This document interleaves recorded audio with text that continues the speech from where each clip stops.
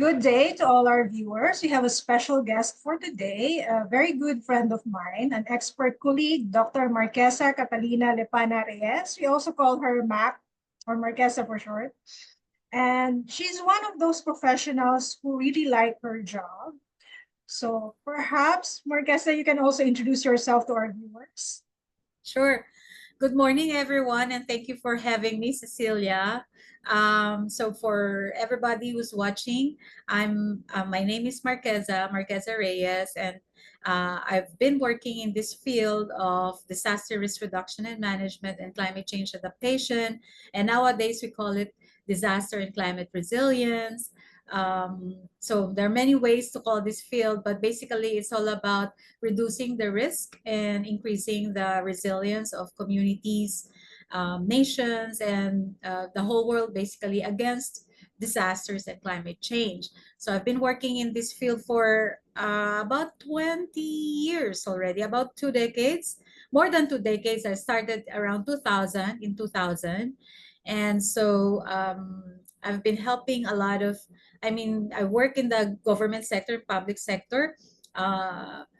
Most of my career, but now I'm also working in the different sectors like the academe and also the private sector. So I have a range of experience in different sectors and also in the non-government and civil society sector. So that's how important and demand demanded, or there's a high demand for experts or professionals and practitioners in this field of climate and disaster resilience. Yes. Exactly.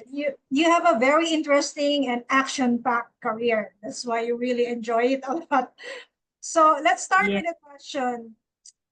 What problem did you experience before starting your career? And why was it such a big deal that you went looking for a solution when you did? What was the most challenge?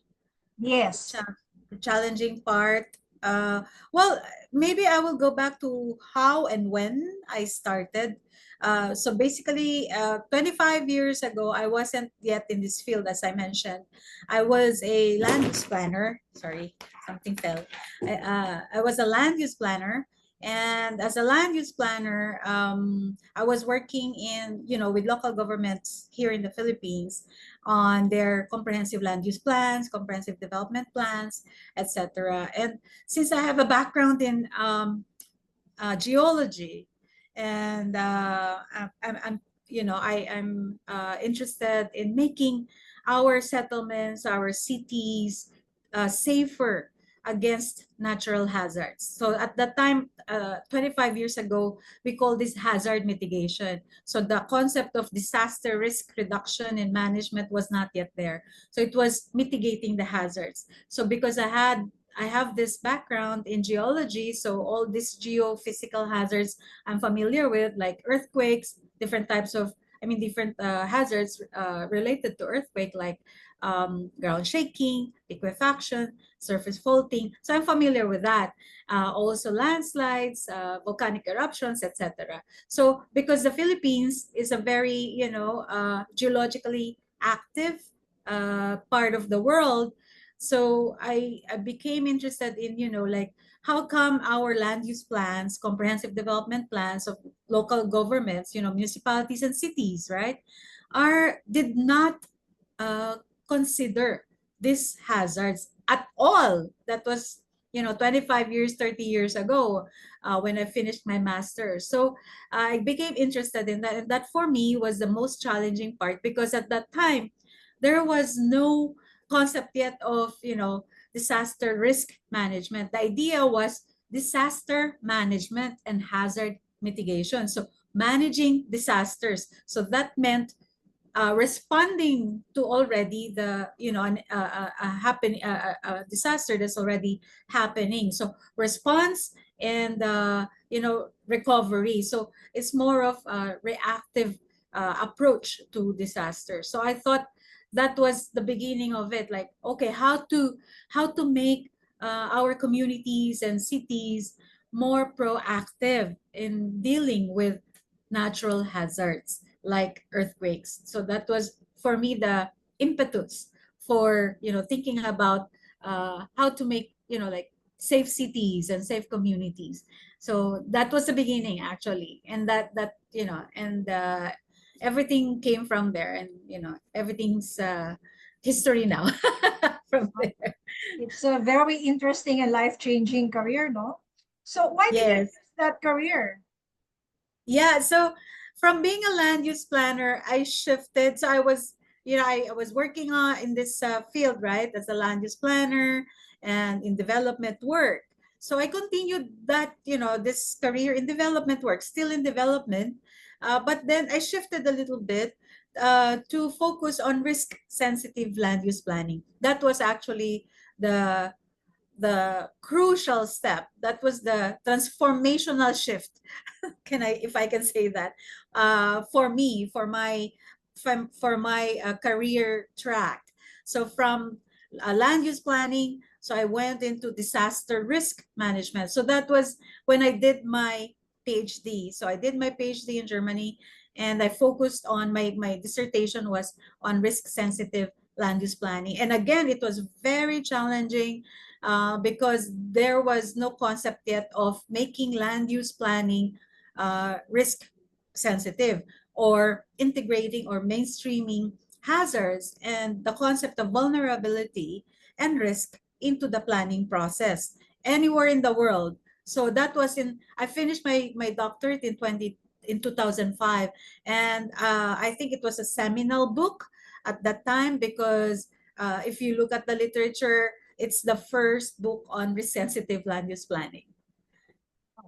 So was that in University of Bonn in Germany where you got your PhD? No, University of Kassel in Yes. Germany. Yes, University of Kassel in Germany. I finished my PhD in 2005, came back to the Philippines to start practicing risk-sensitive land use planning. So basically, I married two professions or two disciplines: land use planning and disaster risk management. And at that time, when I finished my PhD, in 2005, it was only then that the first international framework on disaster risk reduction, the Hyogo Framework for Action, or HFA, actually came out from the UN International Strategy for Disaster Reduction in 2005 only. That's the first uh, global framework for DRR, yung Hyogo Framework for Action. So that was from 2005 to 2015. And so now we have this from 2015 to 2030. Now we have the Sendai Framework for Disaster Risk Reduction, or SFDRR, which is now the follows the HFA, the Hyogo Framework for Action. And during this time, risk-sensitive land use planning became a byword. So yeah, so I'm happy to say that I was the first professional, I think, here in the Philippines who actually started risk-sensitive land use planning. Wow. And the Philippines is blessed to have you back as one of its premier expert, a pioneering expert in your industry, in your career. I would like to think so. Thank you. And yes, you Yeah. are. And how did your career solve a problem you were experiencing? How did you choose or implement your solution? Um. So at that time, I was, I felt that I was looking for my mission in life, right? Um, so when I was doing my PhD, it was a struggle because this was from 2000 to 2005 in Germany, and as I said, it was very difficult to look for anybody that I can talk to about it, because it was really something. It was like a like a breakthrough kind of dissertation. So it was difficult to look for references. So I was looking all over the world for references on risk sensitive land use planning. There were some, but not really that, they were very helpful, but very, few. So, and then of course, I was thinking, I could get mentorship, etc. But I found somebody who mentored me and I learned a lot of things from this group of people based in California. So and I did my research there in Palo Alto, and so it was very it's geohazards and international. So I got a lot of ideas and references from there. So I felt that okay, this mission that I was on basically, there was a group of people who were already doing it, but in the US, right? And not in Germany. So Germany was not really that pioneering when it comes to risk-sensitive land use planning. So I saw that, like I was looking for that kind of inspiration, right? To help me continue on my mission, because this was something that was, as I said, the breakthrough. So I really looked for help. I really looked for people who could mentor me, people who had, like the same ideas, not necessarily experts, but we're also working in the same field and we were learning together. So I think it's important for, if you have as a challenge, not a problem, but a challenge, right? A challenge or an issue that you're struggling with. I think it's important that you look for help, like ask for help. It's not, we shouldn't be, embarrassed to ask for help. So and especially if you want to, attain or to reach your mission or to do your mission, look for like-minded individuals, and people who can actually help you, and you can also help them out. So it's a, mutually beneficial relationship, and then you can actually, help each other and reach your objectives. I think that's, the most important thing. Because when I was doing my PhD in Germany, I was all alone. It was really like a, like a struggle with myself. Like, I had to be determined, and to look at, to look for inspiration. Of course, my family was there, like, what am I doing this for? Why am I doing this? Why am I here in Germany all alone and working by myself? And it was a very difficult, very challenging time for me. But then inspiration comes from different sources, right? So one is your family and the reason why you're doing it, and then you question yourself a lot, right? Like, uh, why am I spending my time here? I spent like 4 or 5 years in Germany, and that's a lot of time, right? And so it you have to ask yourself and dig deep, like, okay, why are you doing it, and who are you doing it for, and answer those questions so you can actually do the mission that you set for yourself. Exactly. 100% agree. Meaning and purpose are very important. So, were there any relationships, features, or support that you love? And how did it feel to get help? So when I started working on my dissertation, and actually throughout my career, so it's not just during that time when I was starting, to work in this field. So during my career, throughout the 2 decades that, I've been practicing disaster risk management and land use planning, uh, urban planning, and training and capacity building, right? So I've been teaching. I was teaching at the University of the Philippines before, when I started my doctorate, and then I went back to the academe at the Asian Institute of Management.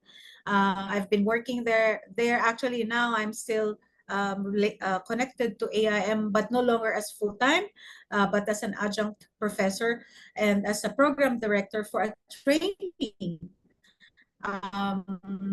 on this disasters management and leadership under the School of Executive Education and Lifelong Learning.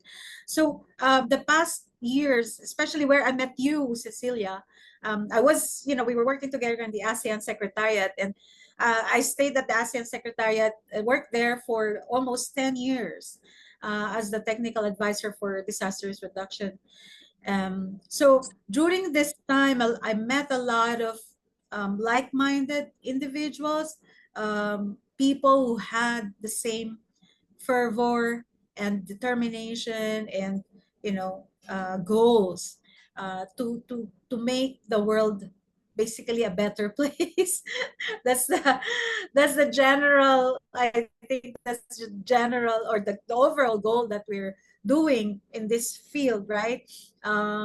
I mean, for our viewers who are interested to be part of this field, there are many people now who can, you can ask for like you can look at their profiles, you can look at their career track and see how this can actually help you in terms of uh, finding your career trajectory. So if you want to be in the academe, in this field, I've done that. For example, I taught at the Asian Institute of Management in the Executive Masters in Disaster Risk and Crisis Management for 4 years. So, and that was actually something that really was fulfilling for me. Like teaching is something that I really like doing, and also with ASEAN, I felt that I was very, very helpful and very instrumental in helping countries, ASEAN member states, to find, the right path towards resilience and towards the sustainable development, and talking to people who are, decision makers, who are there to, policy makers, they're in the position to make a difference. So because I was an advisor, right? And I was a professor. So I can only inspire, I can only provide the guidance. I'm not the decision maker for member states, right? I can only give them guidance, technical guidance, and help them plan and help them formulate policies on, disaster and climate resilience, and making their countries on the path, put them on the path towards climate and resilience. And for my students as well, for, provide them, help them go on also on their career. So I can only inspire and guide, provide guidance. I'm not the decision maker. So that is actually something very, for me, satisfying. So I get that kind of satisfaction and fulfillment in this job. So don't think about what, if you want to approach anybody or any policymaker, decision maker, and you have very good ideas, don't be shy, don't feel intimidated, because they actually need your help, they need your inputs, and they need guidance from people like us, no, people like me, who actually study about these things, because the policymakers, decision makers, they don't have the time to read and understand all the theories, right? All the theories, concepts, frameworks, etc. But for people like me, like as an advisor and as a teacher, as a professor, that's what I can provide. No, so yeah. So I think, we're all the same, even if, the president, if you're president of a country, or you're a mayor or a governor, or you're a legislator in the Senate. Actually, they don't be intimidated. Just approach them and then talk to them, and and if they're open-minded, they will actually like, talking to you because of your ideas, and um, your capacity, capabilities to help them out, because they do need assistance. Correct. You're the subject matter expert and you provide the know-how to the leaders, the decision makers, the policy makers. So what are your goals as a professional? My goals, that's a very tough question. My goal as a professional is to continue what I've been doing, to be given the opportunity to continue what I've been doing in the past 2 decades. I have, my goal is to enjoy what I'm doing at the same time. Like, I think, my career really took off when I, became an advisor for the ASEAN Secretariat and ASEAN member states. And so I stayed there for almost 10 years. I also worked with the Asian Disaster Preparedness Center, and that also gave me the opportunity to work with member states as well of that ADPC were working with at that time, and also with the Earthquakes and Megacities Initiative. But with EMI, I was working with cities. So I would like to continue doing the same things that I'm doing right now. So right now I'm working, I joined Expertise France. Expertise France is the technical implementation arm of the French Development Agency, or AFD. So it's part of the AFD group. So there's AFD, and then Expertise France, and then there's the private sector arm of AFD. So I work with the AFD and the EF as a technical lead for this technical assistance project that is ongoing right now with the government of the Philippines. And I'm very happy that, I'm working with the LGUs again, with local government units again. So, and this particular, technical assistance is all about increasing the disaster and climate resilience of the municipalities and cities here in the Philippines against all types of disasters through capacity building, through risk-informed planning, through the better utilization of their disasters reduction management funds, and through implementing better approaches in disaster response and recovery. So it's a very, very, very good, well, good is an understatement, but I would say comprehensive project of the French government in partnership with the Philippine government. So I'd like to continue doing this, hopefully until I retire. And that's my goal. Yeah. Are you comfortable sharing data or metrics demonstrating your success? And what does success look like to you?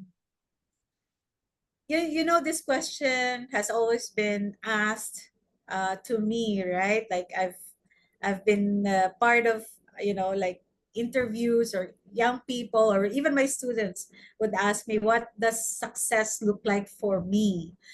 Well, for me, I would like to say, it's bigger than me. It's bigger than myself. Success is not just me getting, all these acknowledgments, all this recognition, uh, whether whether financially, or in terms of reputation, in terms of all this degrees and recognition, no? Qualifications. So recently I've become an assessor of the ASEAN. So as ASEAN is implementing a regional certification standard for disaster management, and I am an assessor in that certification program of ASEAN. So I mean, all of these things, like what we call feathers on our cap, right? So all these feathers on our cap, all this, like recognition by different people, different groups of people, different sectors, that's fine. And I think it's important, it's important that we have the recognition of our peers, right? That means that you are making a difference, right? So you're not just, it's not just for your self glorification, that you're doing all of this, that you want to achieve all of this, but it's because you want to make a difference, and that this, the communities, the cities, municipalities, countries that you're actually helping recognize that effort, your contribution in trying to make a better place for everyone. So for me, that's one metric, right? The recognition of your peers, their acknowledgement, their their appreciation of your contribution to the field, more than the financial things, more than the economic uh, you know returns of doing this kind of work. Of course, that's also very important because that makes us more available, right? So like for me, for example, I still work with um, Asian Institute of Management, um, as a faculty member of the Executive Education School, even though I'm no longer full time, and I provide that kind of leadership and guidance for those who actually need that kind of training. So sometimes, because as you know, AIM may be expensive in terms uh, of tuition fee, but in the training, in the executive education and lifelong learning school, we can help those who are, may not be able to enroll in the degree program, and to this smaller programs. I mean, shorter programs in disaster risk management. So I can still do that.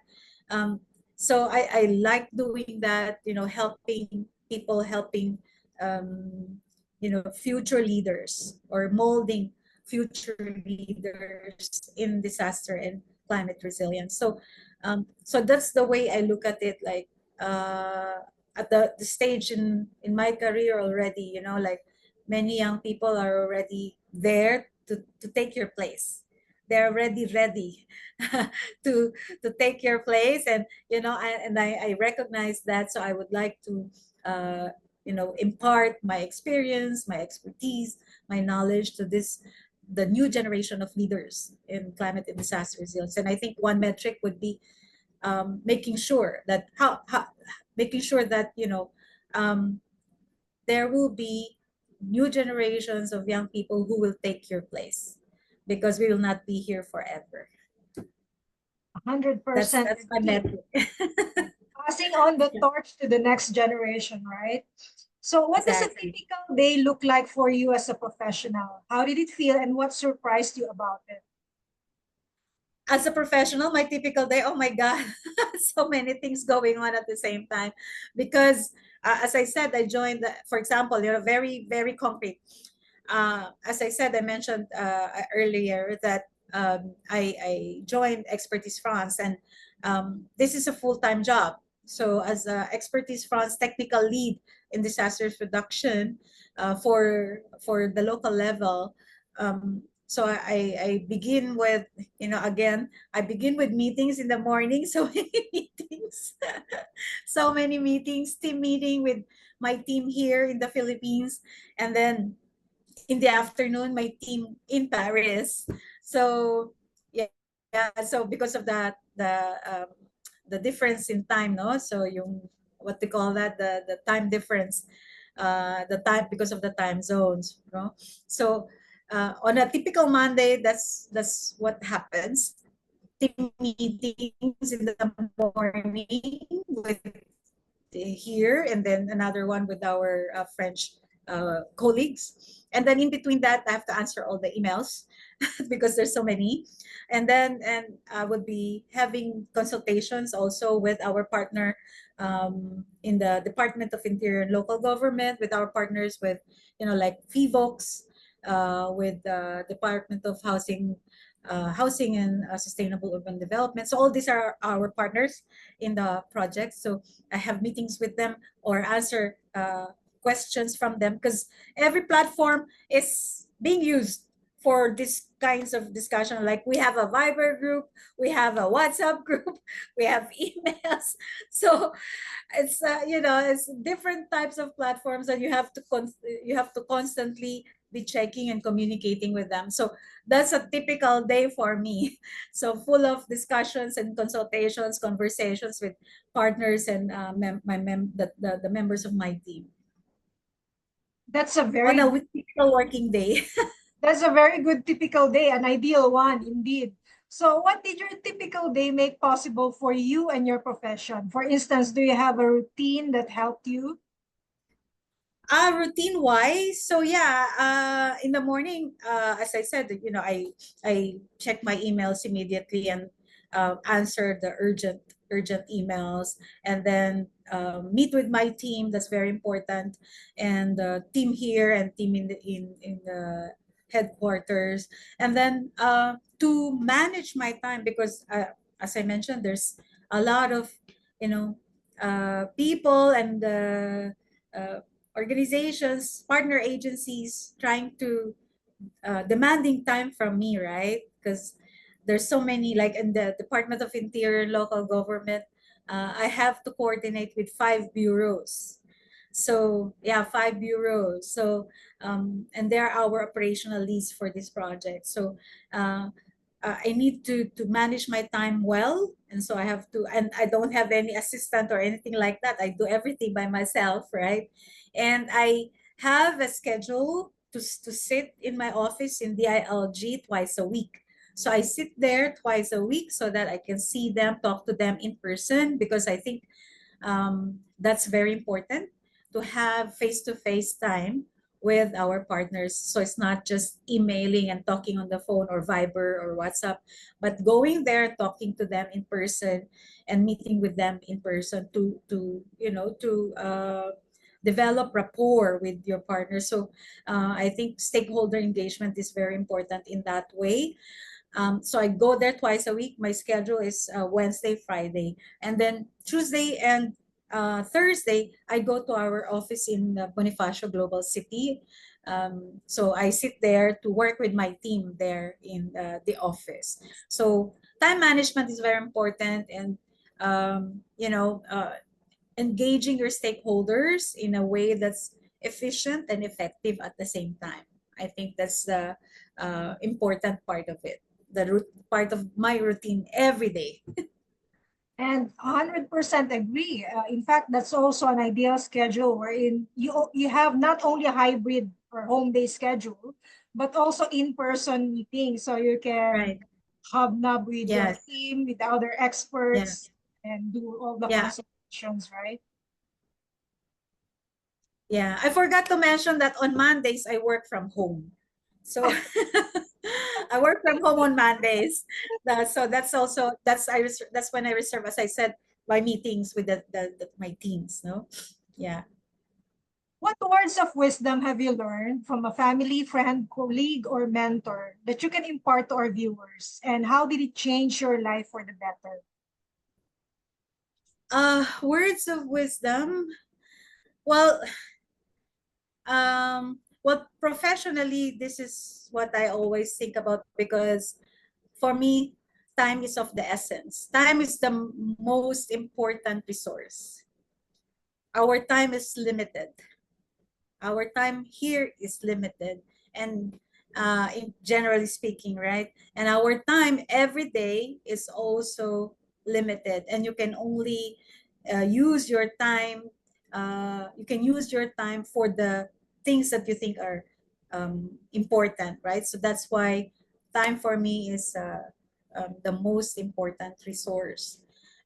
Given that, I always say to my team members, to my staff, for example, that efficiency and effectiveness are very important in at work, right? In the context of work. So being efficient means to me um, doing the doing things right. So in order to be efficient, you have to do things right, but remember that you need to be effective first. So being effective means doing the right things. So you have to do the right things and do those right things right. So to be efficient, right? So it's important to determine what are the important things that we need to do as a professional. How are we going to be effective? So being effective means for me doing the right things, but then at the same time I have to be efficient, and that means doing things right. No, so that means hopefully you don't do things paulit-ulit, or do it again and again and again, so then you're wasting time and resources, right? So doing things do the right things and doing things right. So professionally, that's my mantra. But personally, my personal what they call this mantra is in another language, memento mori, memento vivere. So memento mori, I think, again, because as I mentioned, our time here on earth in this life is limited, and one day all of us will go, right? And we have to remember that we're not going to be here forever, no? So memento vivere means remember. So memento means remember, no? Memento mori, memento vivere. Remember that even if our time here on earth um, will, will expire one day, right? And we will all go.